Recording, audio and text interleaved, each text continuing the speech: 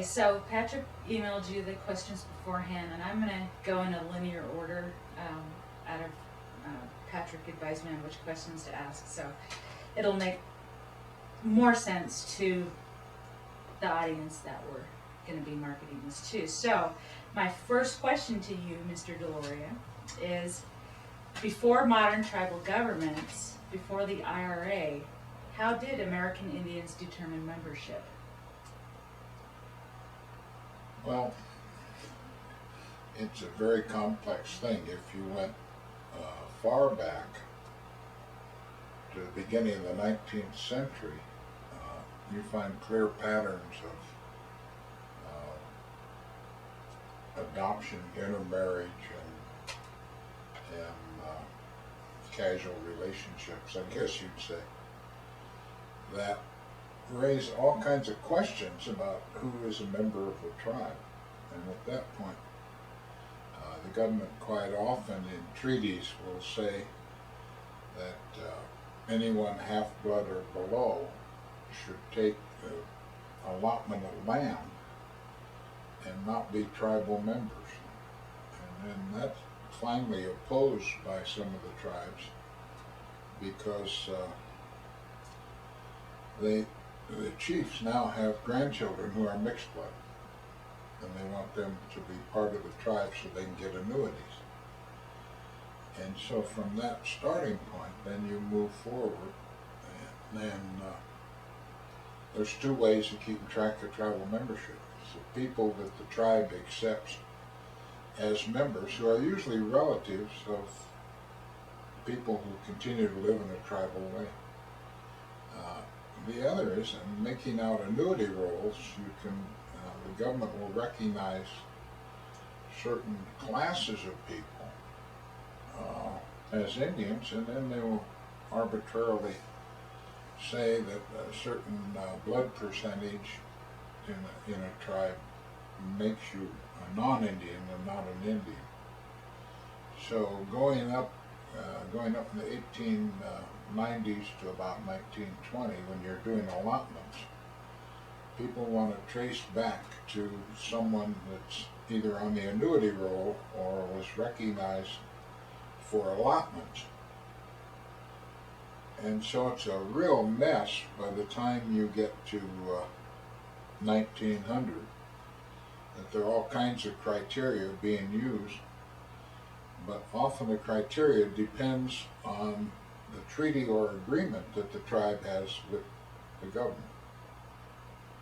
So you come to IRA, and those IRA rolls are the Bureau and the tribe's best effort to determine what membership is so people can vote on constitutions. Sometimes they have the blood quantum, sometimes they don't. And so out of that, the big issue is always who's eligible to vote in tribal elections, who's eligible to vote for the Constitution and bylaws, and who's eligible to run for office in the tribe. And so depending on the tribe, you have different criteria. But nowhere is there a self-identity thing in any of this. That everyone on any of those rolls, undoubtedly, till about 1930, had two or three of the four grandparents were Indian, without any question at all.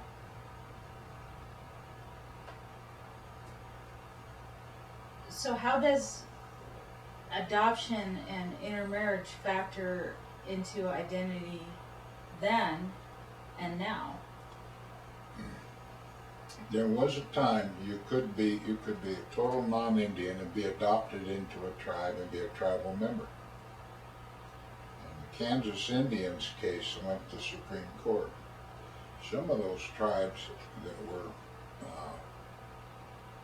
parties to that suit have been selling tribal memberships. And so you say, wait a minute, what's going on here?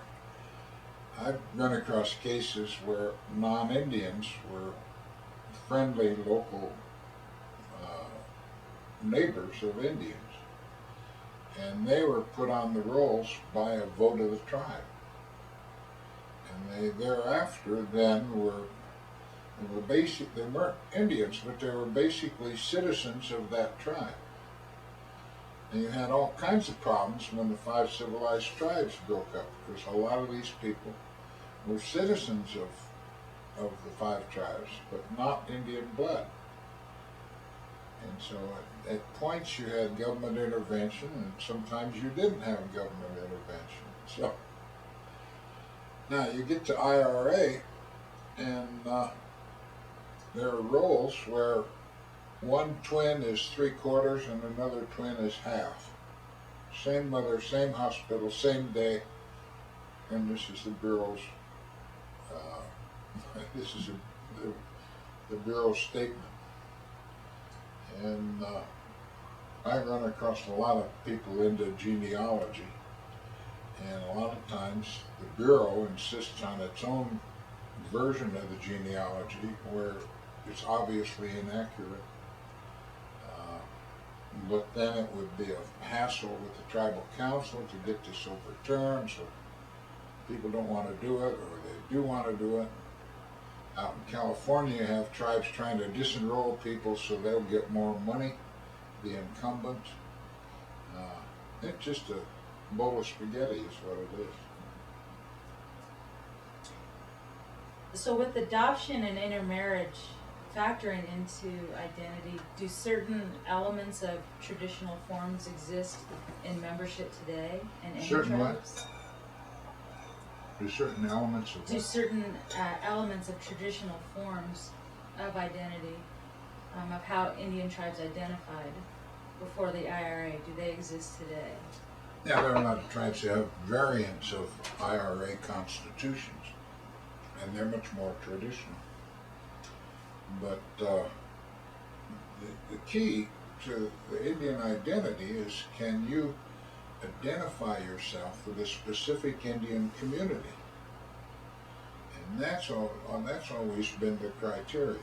If you can go to Haute Villa, if you're a Hopi, and say, yeah, we remember his family, then that's authentication. And this works for almost all the tribes. During the real activist days, there were all these people running around shouting, if you're an Indian if you think you are. And most of the people shouting were government undercover agents who were on these marches and things. So, when you see this self-identification brought in, that's only, looking at history, that's only good as long as no one challenges it. The minute that's challenged, then you really have to come up with some kind of proof that you had an Indian ancestor, and that's not always easy.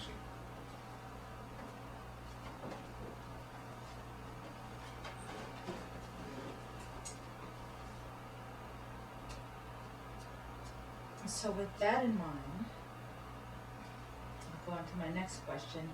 How did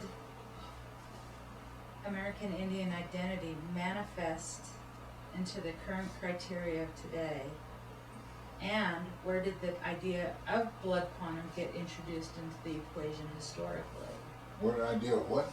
Where did the idea of blood quantum get introduced into this equation historically? I mean, where does that stem from? Okay, historically, it goes to a treaty in the Chicago area where the government was going to eliminate all the half-bloods and quarter-bloods. And the chiefs demanded that Indians of quarter blood be recognized as tribal members because they were the grandchildren of these chiefs. And so the blood quantum doesn't emerge again for a long time until the Waldron case, which is about, mid-1880s. I don't know exactly when. This was a lady on the Cheyenne River who had married a white man and moved away. And they started to issue allotments up there. And she felt she was still a tribal member. And the U.S. at that point was like Canada. If a woman married out of the tribe to a white husband, then she was no longer an Indian.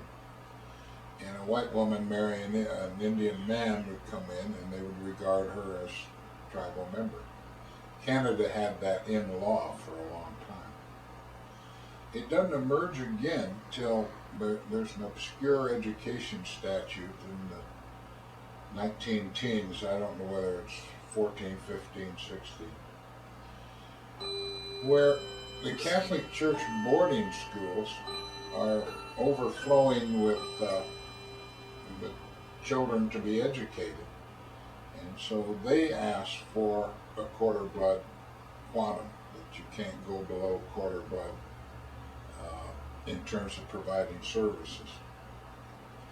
And so then, when you get to IRA, people say, well, a quarter is, if you got a quarter, then you had at least 2 Indian grandparents.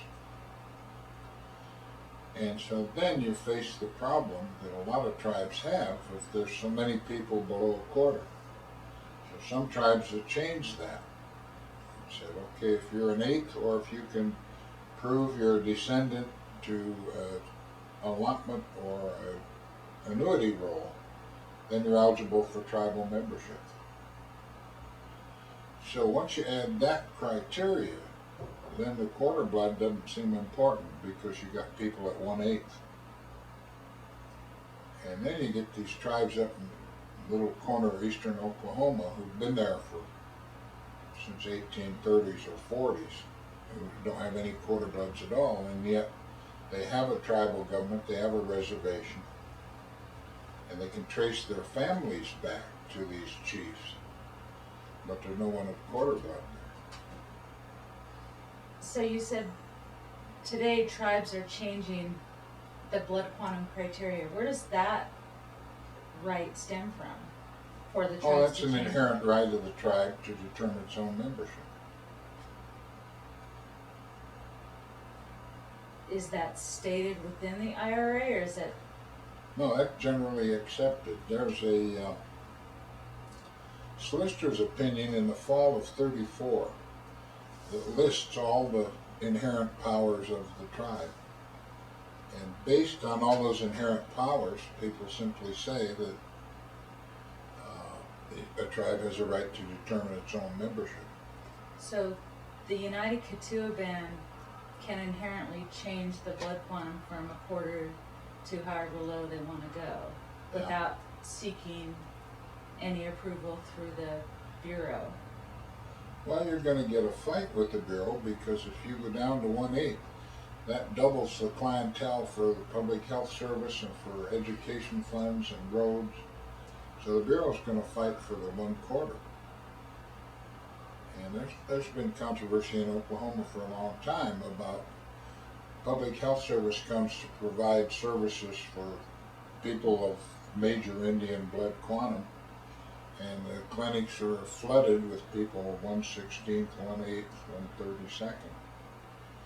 And so the Indians, who are really traditional and represent the most blood quantum, are standing at the end of the line, so they don't like that. So where does Santa Clara, Pueblo, v. Martinez, how does that factor into Well, inherent rights? that upholds the right of the Pueblo to determine its own membership. Just the Pueblo, or does that affect all Indian tribes? Well, as a recognized? principle, it's supposed to affect all Indian tribes. Does it?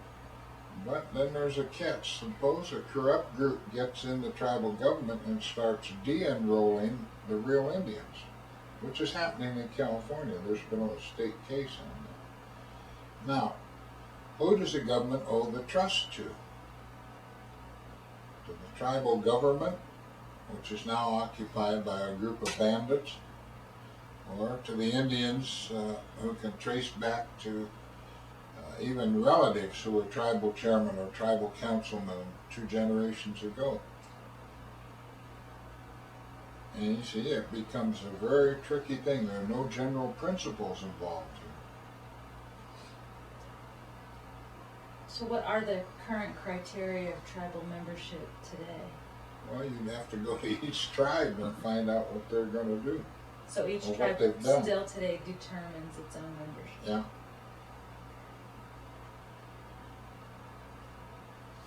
Patrick, if you have any questions, feel free to jump in. Well, some tribes, and I won't mention them, were very clever at IRA. When they made up their rules, they listed everybody as a full blood. Because they figure if the Bureau was so intent on getting blood quantum that they're, you know, they better start with a high blood quantum because they're going to have intermarriage. Do you think when tribes were adopting this new form of government, were they looking out for the best interests of the members, or was it? Not at all. A lot of them were forced into IRA because the government decided, in some instances, but not all. They decided that if you didn't come in and vote against the law, that you approved it. So they counted absentees as positive votes to accept IRA. And if you go around through the Indian congresses, you'll find that some of these tribes said anybody who willingly took allotted land is no longer a member, or anyone who sold allotted land is no longer a member. And then Collier just about lost his mind on stuff like that. And so you get a heavy Bureau influence on the quarter blood. So the IRA doesn't assert the criteria, is that correct? The solicitor's opinion states the inherent rights? Yeah, the IRA started out as a 4-part major omnibus bill. Collier went out and held congresses to explain to Indians what the bill was. Almost unanimously they rejected it because it was so new. People in Congress turned the IRA into a Christmas tree, and they each put all of their favorite amendments on it. So you read it and it doesn't make any sense at all. I think at section 19 it says, in addition to existing tribal powers, the tribes under IRA would have the right to buy land, hire an attorney, and I guess sign contracts or something. I forget the 3 things. So that passes. Roosevelt signs it in June of '34. And Collier, who was a very clever politician, he got together with Nathan Margold and some others. They wrote up this massive solicitor's opinions saying we got to answer the question in addition to existing powers. What were the existing powers? So they go through all the litigation, all the statutes, and come up with these variety of rights which they say are inherent in tribal sovereignty. Those are things the tribes never gave up. If you go back to Talton versus Mays, the 1896 Supreme Court, the Cherokees had a different number of jurors for a jury than the U.S. Constitution or Oklahoma Constitution allowed. So the question was, can the Cherokees have a different jury, different grand petit jury, I think it was. And the Supreme Court said yes, because the Cherokee Nation existed before the Constitution. So the only thing that the U.S. has is what the Cherokees gave up in the treaties. Now this is the political counterpart of the Winans case, that if you didn't give up fishing rights in the treaty, they remained with you. See, so it's a very powerful case. So that's where there's another solicitor's opinion in the mid-30s that says that these governments being organized are federal corporations for the purpose of economic development, which means they're not really tribal councils. They're a creature that the Indian nation creates to do economic development. And people miss that all the time. So if something goes wrong with the tribal government, in theory you have the right to hold a general council of the Indian nation involved and have them vote on whatever they want to do. And inhibit that federal corporation from doing things they don't want it to do.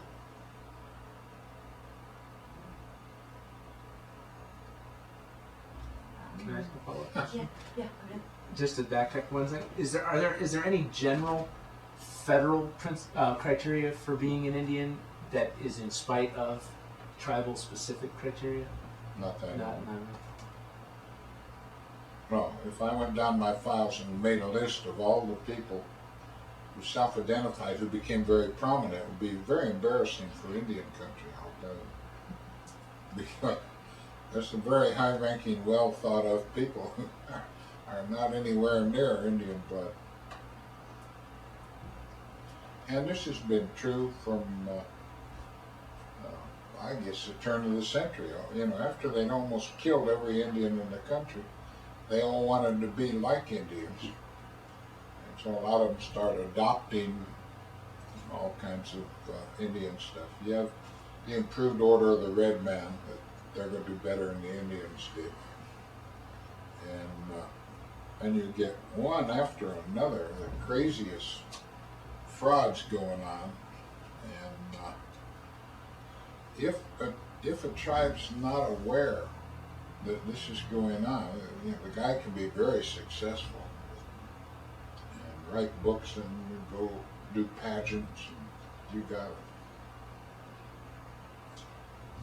So how much power, sovereign power, does the United Keetoowah Band have if there's an existing relationship with the University of Colorado, a government-to-government relationship?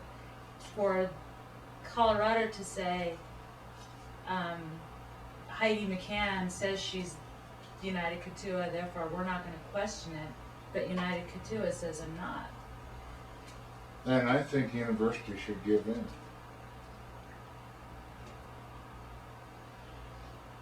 During the activist days, we had all kinds of suspicious people running around. And what you would do is the traditional way you would determine if a person was a member of a tribe. Ask if they knew prominent personalities there. And sometimes you would say, well, do you know John Ross? He's a Kiowa chief and all that. These people, yeah, we do. John Ross was a Cherokee, right?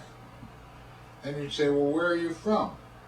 Oh, well, you know, I'm a Southern Cheyenne. And you say, oh, well, you know, you name some of the villages where there's a concentration of Cheyennes. And if they said, oh, yeah, I'm from East Pork Chop, you'd say, oh, well, do you know so-and-so and so-and-so?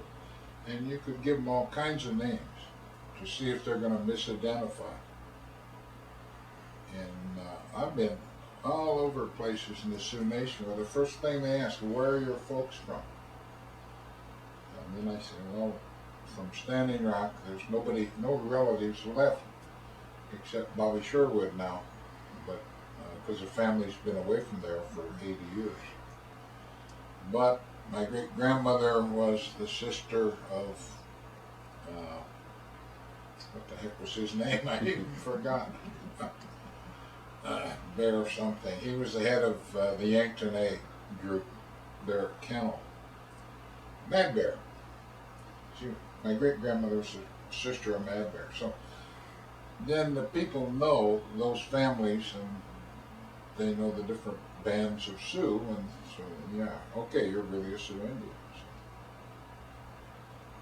But when you get these people who change tribes about every 5 years, you know, I've seen a guy go from Huma to Northern Cheyenne to Kiowa, and you think, cut it out. So if federally recognized tribes have always held this inherent right to self-determine their membership, why is there need for this criteria, the enrollment, CDIB? Well, if you didn't have that, you would have little hippie communes announcing that they're an Indian tribe and trying to get federal benefits from tax exemption on their little hippie land and education rights, all of those things.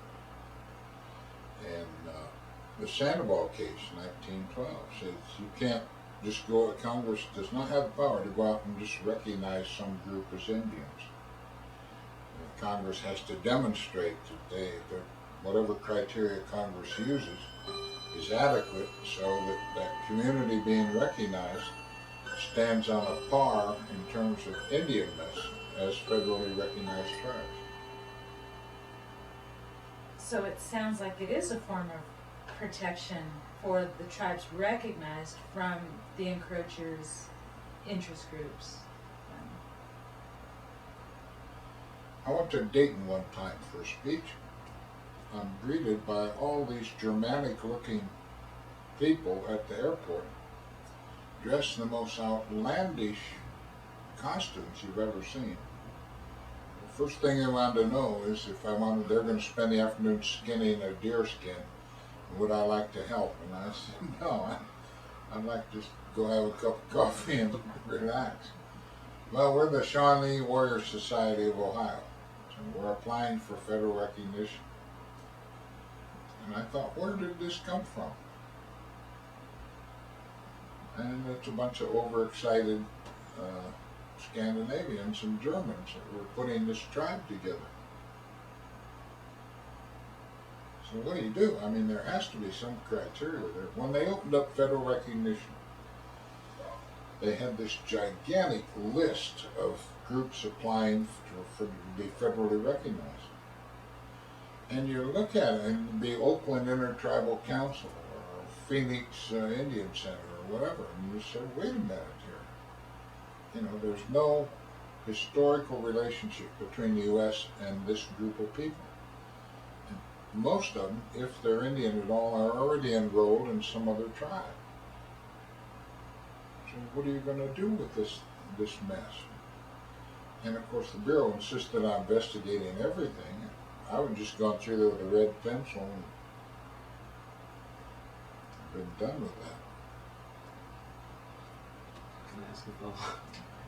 Are there any instances in which it would be justifiable for the federal government to recognize a new Indian community? Well, there have been artificial criteria in the past that when you use present scholarship and you look at the situation, then you feel the tribe deserves federal recognition. And you take the Yaquis down in Arizona, a lot of them, but not all, were refugees from the Mexican Revolution that crossed the border and were given sanctuary. So does the Act of Sanctuary admit that group to federal status? And for a long time they said, no, you have to go to Mexico. Then they got more information on the group and realized that they had gone back and forth across the border for generations, that there was no border, and they got federal recognition. Now I think there's 2 or 3 groups of Yaquis who have federal recognition. And so you ask, why were they blocked in the first place? And you come down to an overzealous BIA guy on his own authority without any justification, sent a letter saying, no, they're not. The Moa Choctaws are going through that today. See, there's all kinds of proof that they've been an Indian community for a long time. They're a group that didn't want to go to Oklahoma. And they maintained a community there. You got some BIA guy saying, I'm not even going to look at your criteria. So there's justice and injustice on both sides there. Given the current criteria today, will there be Indian tribes in the future? It's hard to say. During the Reagan years, this guy wrote a memo saying, if we just hold everything at 1/4, Indians will marry out and that'll be the end of them.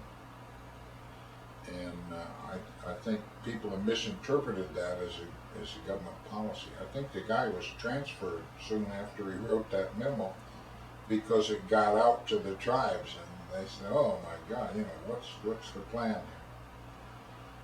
Now the question is, if you get too much assimilation, then the local anti-whites are going to raise a big fuss over the fact that these people are indistinguishable from us. And why should they have these rights? And you're going to get a conservative Congress who's going to say, yes, you're right. And you look through the 20th century, about every 20 years, there's an effort to get rid of Indians. So it's going to be pretty hazardous. And a lot of these people, you know, who are not running the tribes right, they're going to find they've dug a deep hole for their tribe. It's going to be hard to get out of.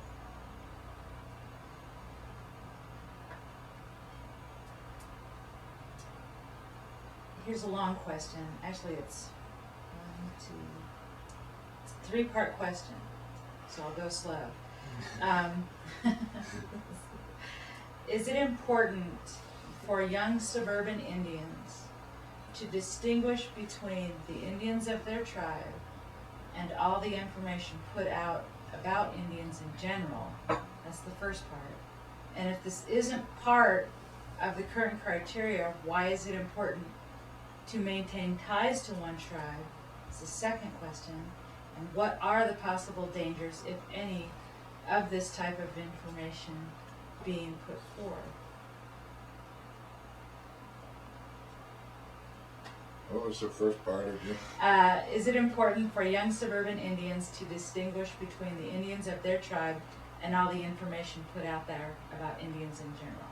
Oh yeah, certainly. You've got to preserve your tribal language, you've got to preserve customs, you've got to really look seriously at efforts starting to be made now of going back to a more traditional form of government. And so the tribes who've been very clever in protecting the main body of people, I think are going to become more popular, and people are going to go ask those tribes how they were able to do this. And I think there could be a solidification there. So I would keep in touch with local communities and kind of continue to have established relationships with them. You know, there are a lot of Indians living in the city that drive clear up to Fort Berthold and Sisselton on the weekends, go to powwows and things, and you know, that's a way of keeping in touch. But if you get to the point where they say, we don't know any of these people, then there's going to be a big question if you get an award or if you strike oil or whatever. Are these people really members of our tribe? We've never seen or heard of them. They have no family history they can recite, and should they get part of the per capita? So that's going to come down to an important question. And what was the second one? You actually answered it in the same answer. So the third part of that question is, what are the possible dangers, if any, of general type of Indian information being put forward? Patrick used to teach a class, and those specifics of Indian religions, what if he were to just lump them all together and dispense this information to non-native students and or Indian students at school? Well, I think that's happening, and that's one of the dangers I've been really worried about. And a lot of that comes out of Pine Ridge. They've got this missionary attitude. We've got these ceremonies, we can give them to the world. And you say, no, the reason we have these ceremonies is the great mysterious gave those to us. If he wanted the Swedes or the Romanians to have them, he would have arranged for them to have them. And so it's increasingly difficult to protect Indian religion because these people are saying, okay, you've been to a peyote meeting once, you can be a headman if you want, start your own group. We've got this white man over in Utah claims that he's authorized to do peyote meetings. And so at that point, the Congress is going to look at this thing and say, wait a minute, what we're doing. We tried to protect the native religion, and they went out and recruited all kinds of non-Indians.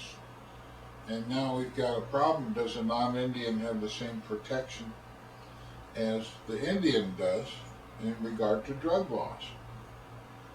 So it gets to be a real mess there. You look up and down the Pacific coast, all of those are Sioux ceremonies that all kinds of people are doing. And they ask them, well, who said you could do this? Oh, somebody at Rosebud authorized me to. They think that attending a ceremony is equivalent to ordination in some kind of priesthood or something. The United Keetoowah used to have their associate membership program. Is that the same thing as what was happening at Pine Ridge, and people not having the authority to bestow a certain religious ceremony on someone and have them go practice it outside the environment of which it stems from, the associate membership? Is that the same thing? Saying you can be a member, you can be a member, and people going out and appropriating that? No. When I was director of MCAI, we had memberships and associate membership. Associate membership was for sympathetic non-Indians who wanted to help. Membership was for enrolled Indians who had paid their dues and could vote, participate in the organization. What you have frequently is during election years, these tribes, a number of them, to get publicity, will adopt some politician into their tribe. Well, what does that mean? Full tribal membership or what? Standing Rock adopted Sergeant Shriver one year. The Winnebagos in Wisconsin adopted George Wallace because he was a big name. They didn't know what he stood for. And so you say, well, these are just puffery. So does adoption with the Sioux Nation have the same meaning as it did before the time of contact? I don't think any of them have any standing whatsoever. It's just a nice honor. It doesn't cost anything, and it makes the politician feel warm toward your tribe.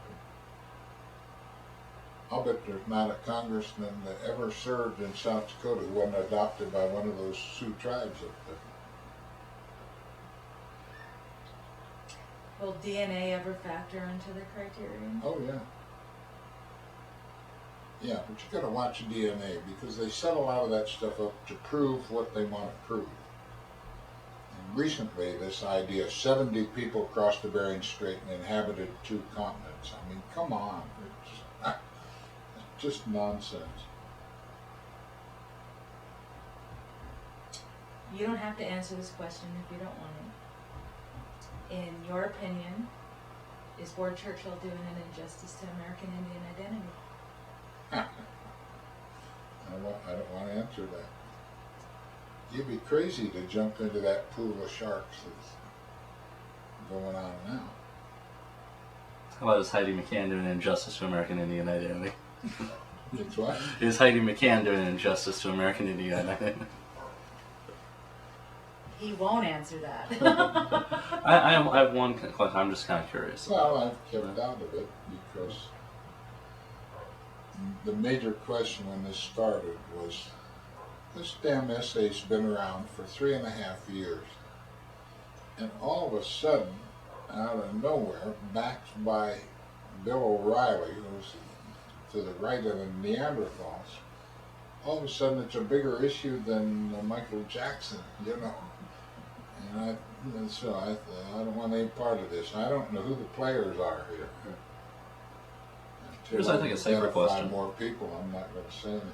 Maybe here's a question you might be able to answer. Is why do you think he might have been singled out? And it does bring up a good example of he wasn't the only one. There were people like Noam Chomsky, other writers, even somebody who I'm very familiar with in my own area of Hawaii, Professor Haunani Trask, who brought up somewhat of a similar argument, although perhaps in a different context.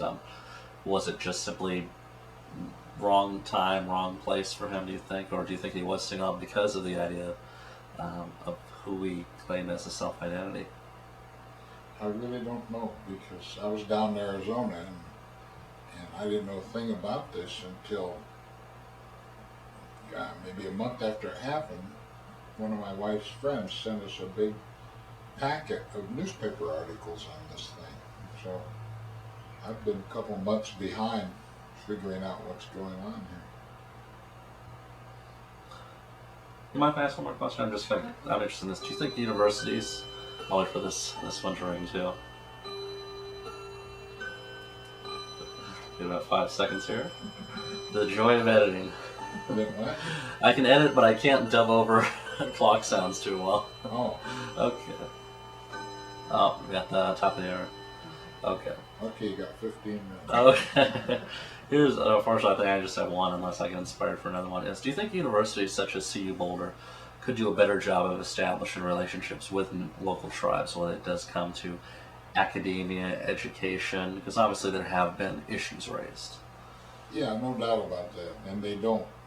In California, they take the gaming money from the tribes and don't do anything for them. I got a memo from somebody the other day saying, would you help us work this thing up? And we're trying to track down how much tribal money has willingly been given to universities for them to start Indian programs that's been squandered on non-Indians. We're sending kids to New Mexico and Arizona, but we don't get any graduates. What's going on here? So that issue is about to be put on the table. You know, how exploitive are universities? And you get universities who have scholars that publish the most absurd things. The Indians were responsible for the demise of the buffalo and all of this stuff. And nobody seems to say anything about it. Do you think universities sometimes try to take the easier way out by looking more for a figurehead than dealing with actual issues? Well, there's just a thing come out, 33% of U.S. scientists admit they've been fraudulent in their research.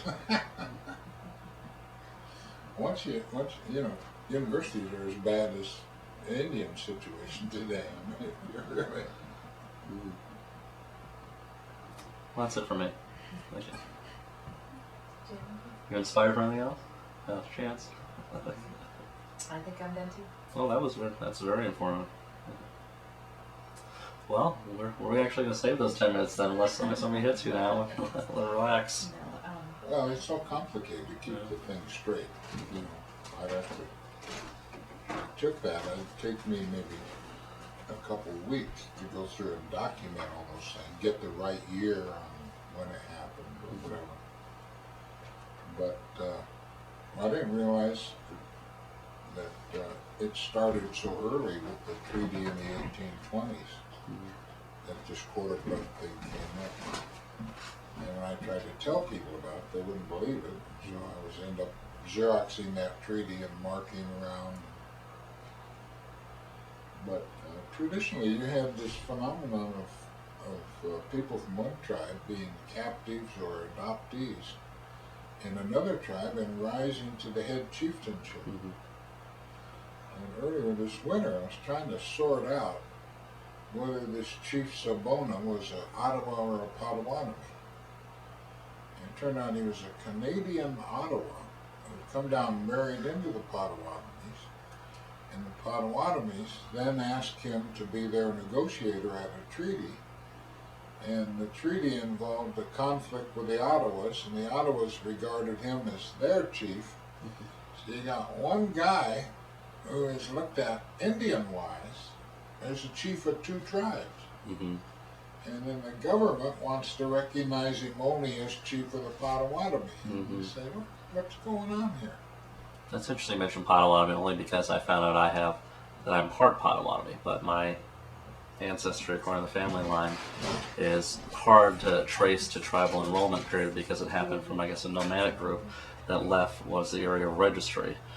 Like I know when I checked with the Potawatomi Nation in Oklahoma, they said that at some point the enrollment would have been hard to distinguish from those who broke off at a certain time. So for me, unless it was a DNA test, I'm not even sure what that would prove.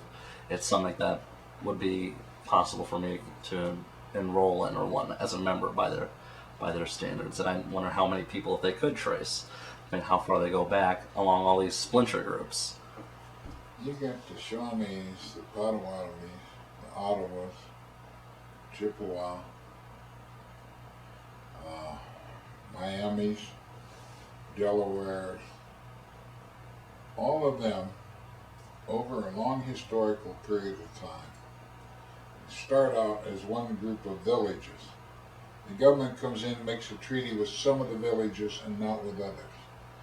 Then you have two Potawatomi nations. Then time progresses, they align themselves with the Ottawas or the Delawares. And for a while you have a joint Potawatomi/Delaware tribe. And then part of the Delawares remove. And then you got two Delaware nations, and then the Potawatomis go pull back from them. And you get, and they're among the easy groups to trace. If you look at the Oneidas, about every 5 years, they break apart, and you got a party signing a treaty and heading for Wisconsin. And you say, how in the world do you trace it? I've traced the Delawares back and forth and to and fro to New Jersey, to upstate New York, down to where the Miamis were, over to Pittsburgh. I mean, it's just. And each time, if the government signs a treaty with a small group of leaders there, that little group is recognized as an Indian tribe. And so you say, wait a minute, traditionally the Delawares had these beloved chiefs and nothing was valid without them. So you had a session in New Jersey where some people who weren't chiefs and had no authority to sign to cede land, ceded the land, and now they want to put a casino there. But where are the original Delawares, and were they consulted before the New Jersey group? Yeah, you can do this with Seneca Cayuga, you can do it with Onondaga, you can do it with some of the Sioux tribes. And you end up with a manuscript like that and no clear indication of what law should be applied. It just sounds like a very easy way for a lot of loopholes. Oh, but it's a bonanza for historians, you know. Say the least. Do you have anything else, Heidi? All right. Is that a wrap? That is a wrap. I do have a request though.